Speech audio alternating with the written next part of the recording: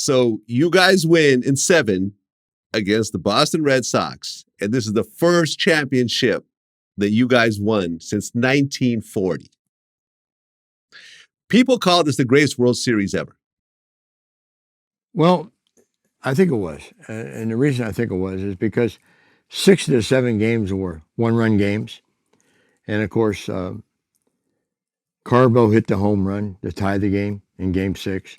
And Fisk hit the ball over my head at third base. But unfortunately, it went over George Foster's head, too, in left field. And they won that game 7-6.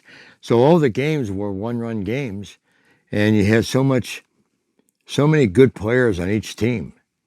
You know, you had our outfit, and you had Yastrzemski, you had Dewey Evans, you know, Jim Rice, Freddie Lynn, you know, Louis Tiant, Bill Lee. I mean, they had a lot of good players too. Rico Petrocelli. You know, they had a lot of good players too, and it was a World Series made in heaven because there was so many good players. So many good players playing against each other. And that's why it ended up being the type of World Series you thought it might be. Well, yeah, like you said, you won the MVP for that. I mean, how did it feel to win your first World Series and get the MVP on top of it? Well, even extra special because where was I born? Cincinnati, Ohio. Right there. Yep, right down the street. Yeah, so did I hit 370 in that World Series? Yep, that's exactly 10 for 27, something like that. And I had four hits, walks or so. Exactly. 4 walks or so. So I had a really good offensive series. And it seems like every time I got a hit, it meant something.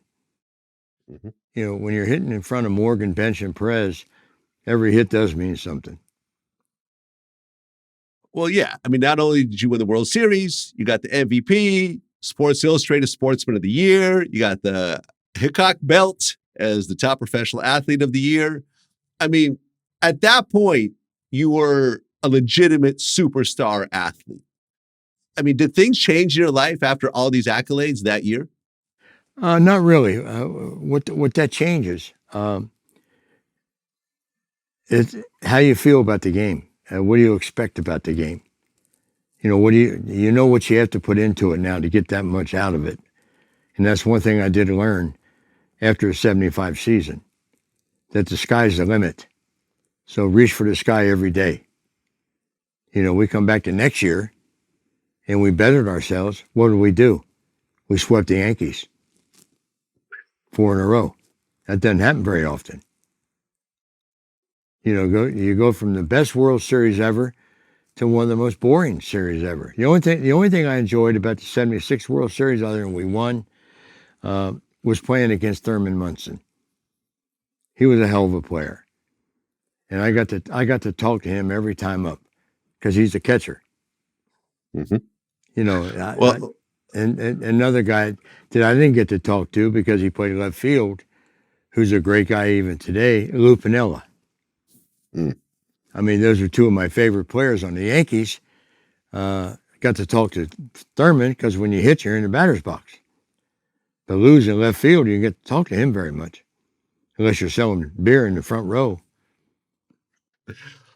Okay, let's talk about 76 for a second. So in 76, you guys were the only team since the expansion of the playoffs to go undefeated in the postseason. Yeah.